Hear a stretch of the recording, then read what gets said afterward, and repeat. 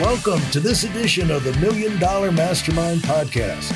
This is where we pick the brains of high achievers from all walks of life and get their hard-earned, real-world insights on winning.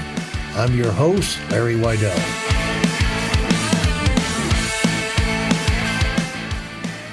I am talking with Steve Hoffman. Hello, Steve. Hello, Larry. Yeah, we're getting ready to have some fun this afternoon, and we're going to be talking about winning, and Steve's done a lot of it. Steve, how did you get on the winning track, and where was your entry level into the business world, and where you could start getting your lessons and making your mark? Well, I loved a lot of things when I was young. I loved making movies. When I was a kid, I made 50 movies, all different types. 50? Anime. 50. Well, they weren't feature films. Some of them, they ranged from like 15 minutes to 45 minutes. But really? I did. I got all my friends together, got sets built, got costumes, produced the whole things.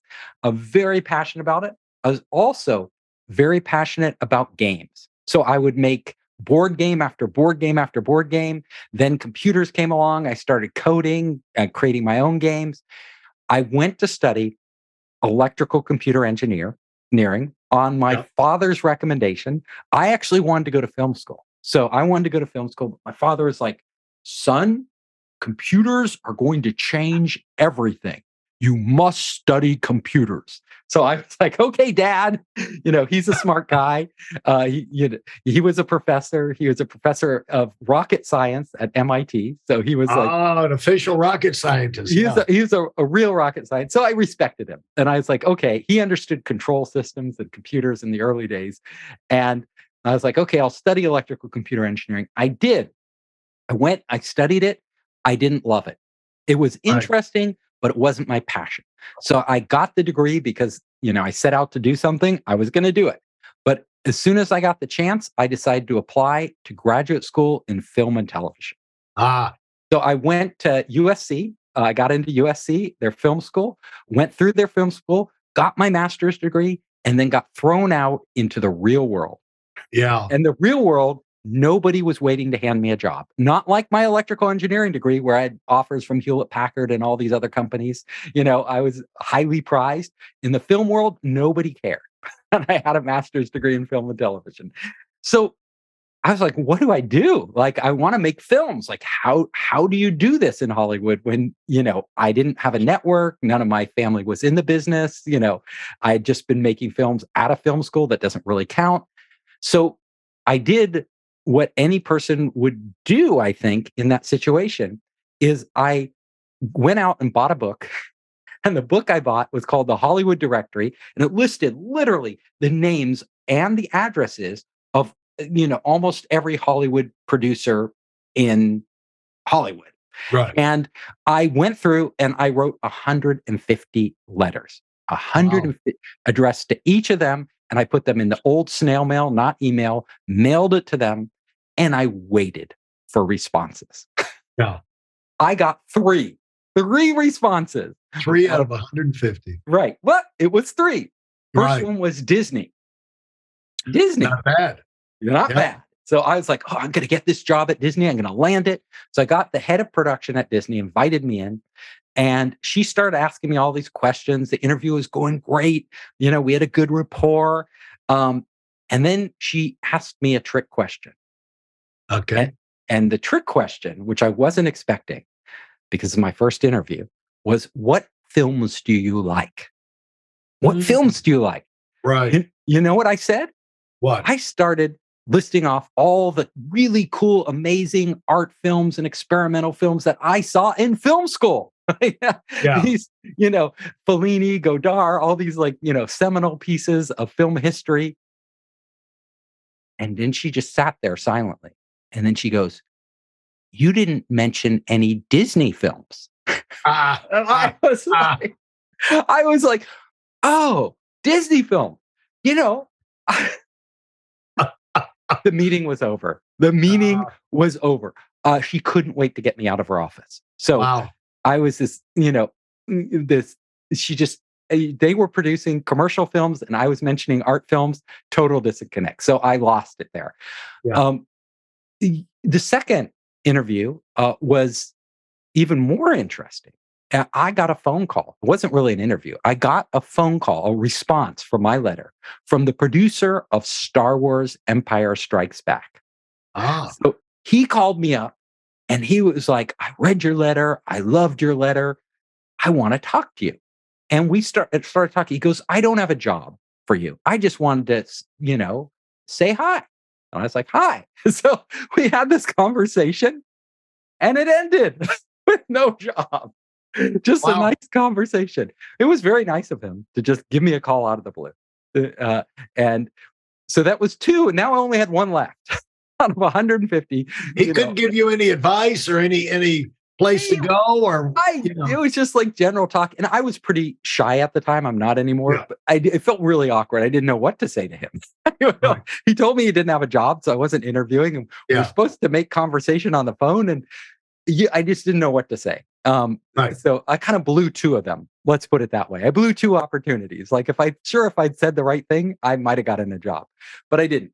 So this is my 3rd chance, up to bat. After 3, I'm going to strike out on the film industry.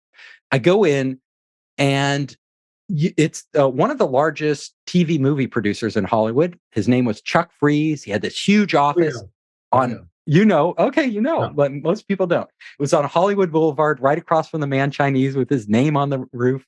I went up to his office to get a job. And I was like, I'm not going to blow it this time. I'm not going to talk about art films. I'm going to try to sound knowledgeable and make good conversation.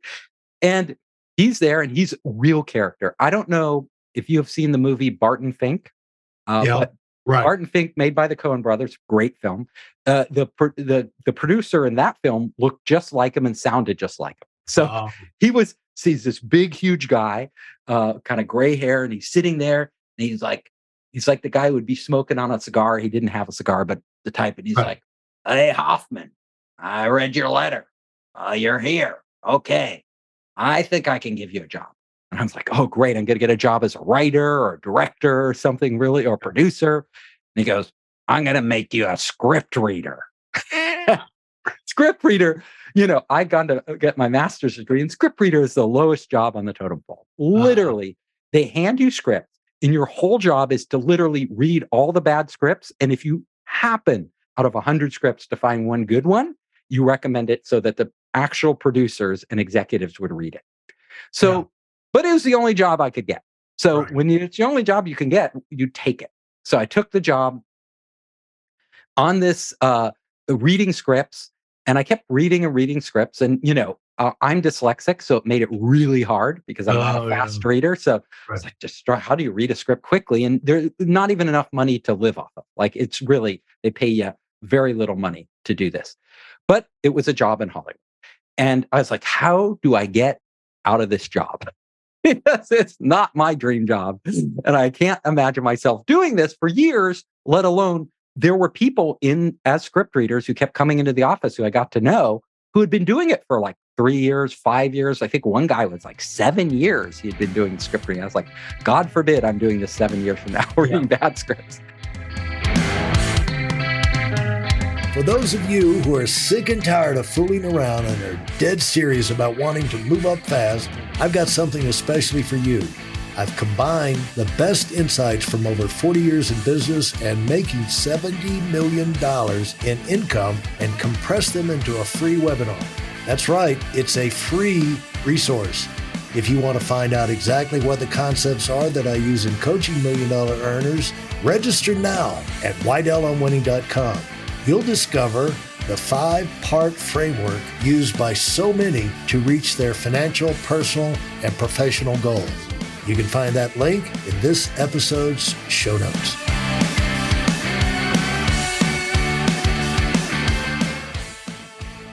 So after a few weeks, I literally contacted Chuck again and asked for a meeting.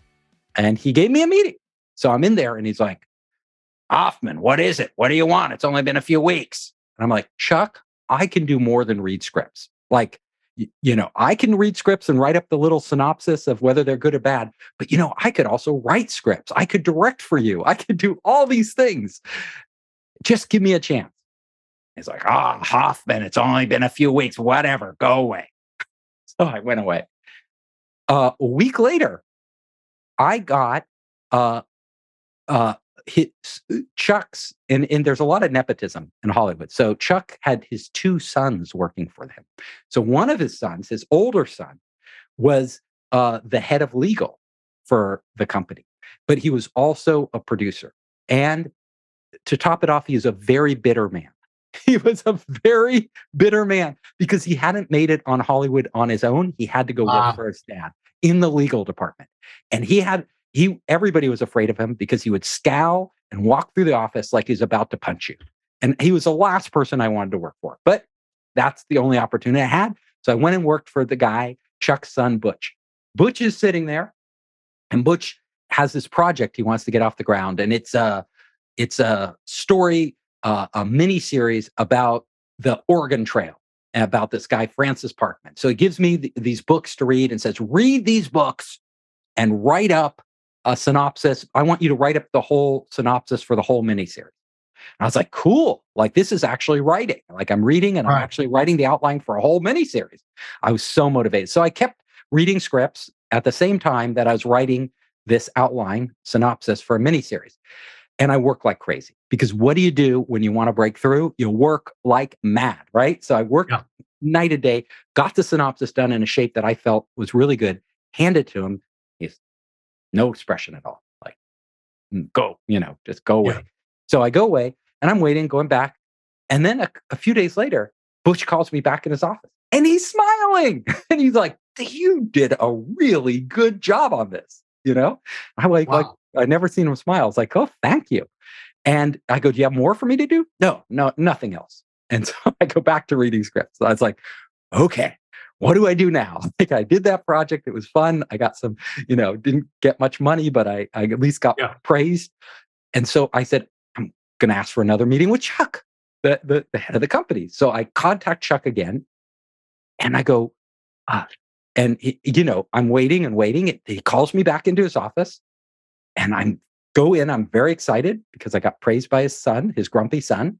And Chuck looks at me and goes, Hoffman, you're back. Aren't you satisfied? I already gave you a job.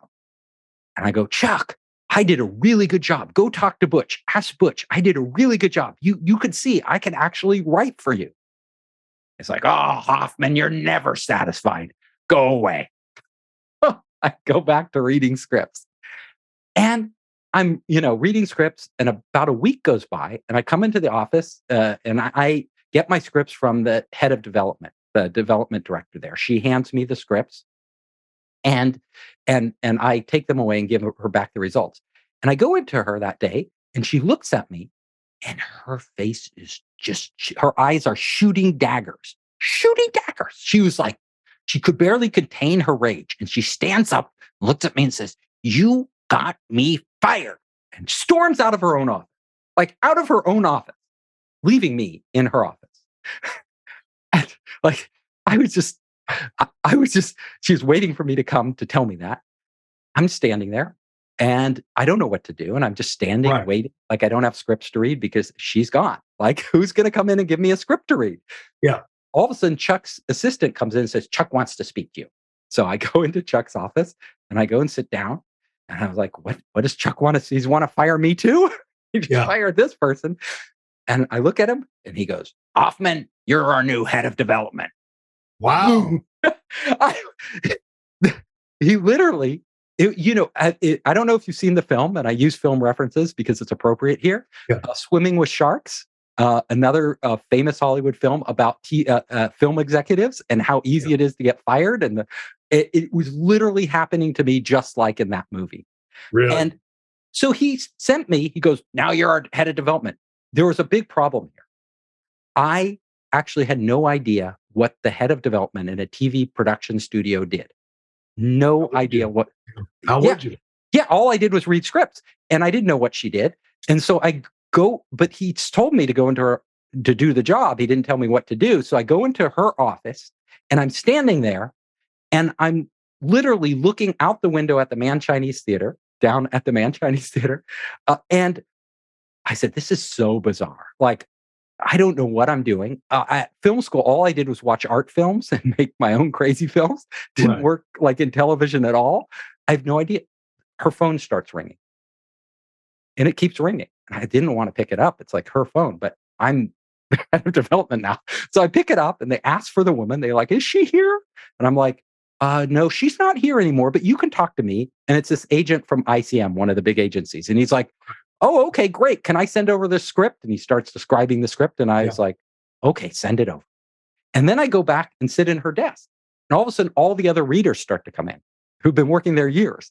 And they're like, where's Karen? Oh, she's not here. Where is she? And I'm like, oh, she's not here right now, but I'm sort of doing the job. I was really awkward.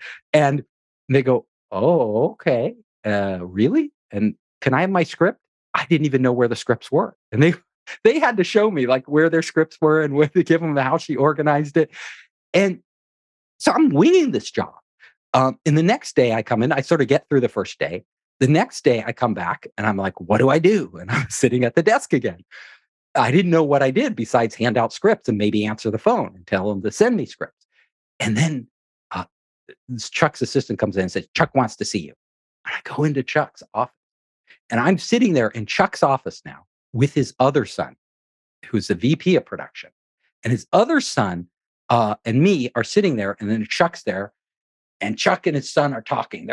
He's going, we have this TV miniseries, and it's starring this person, has this character in the script. And Hoffman, you've read it, right? Haven't you? Oh, yeah, I read that script. And he goes, who should we cast in the role? We're trying to figure it out. We're trying to figure out who would be perfect for this role. And I'm sitting there. And I don't watch much TV, hardly any at all. I have no idea who the actors and actresses are that they would even hire, let alone who would be right for this particular part. Right. And I'm hearing them go back and forth. And now Chuck is asking me to tell them who would be the right, because apparently this is part of my job. So I'm panicking because I cannot answer this question. And Chuck says, Hoffman, come on, tell us, who do you think would be right? And I'm like, Chuck, you know what? Let me think about this and get back to you tomorrow. That's all I can think to say. Right. So he goes, okay, whatever. And then so I the meeting finally ends, and I get back to my office, and I'm like, how do I figure out this problem? Right? Like I could get, he fired somebody who knew what she was doing. Like she was like probably really good at this job. I'm like the worst person. I asked to be a writer. I didn't want to be a development exec. I wanted to be a writer or a director. So I'm trying to figure it out. And I knew one of my friends was in Hollywood, and he's trying to make it in the film business. And he was literally an encyclopedia of everything film.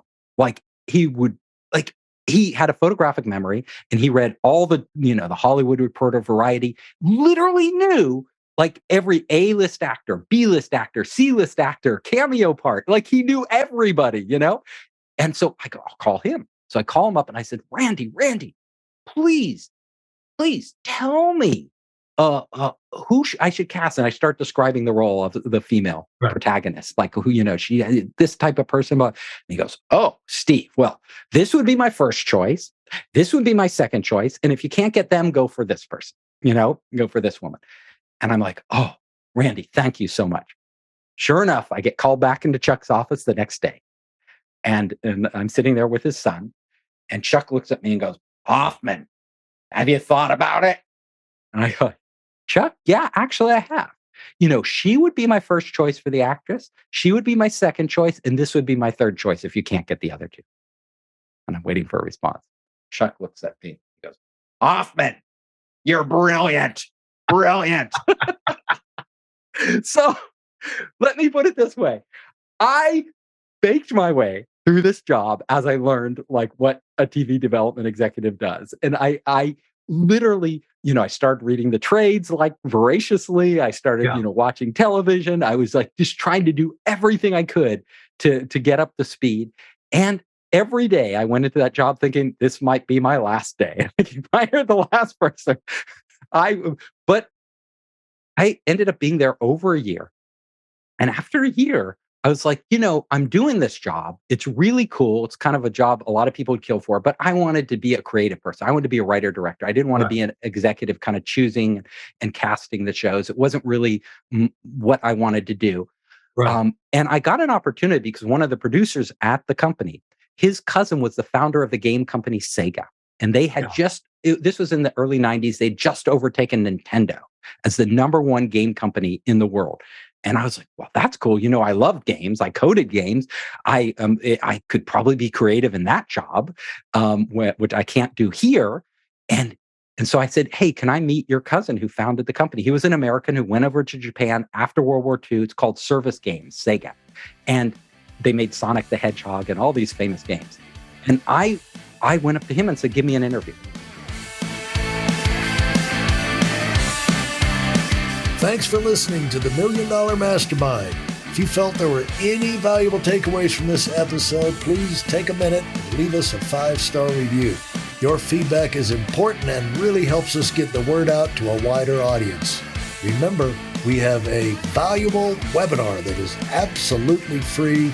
Register for it right now at weidelonwinning.com. Thanks for listening.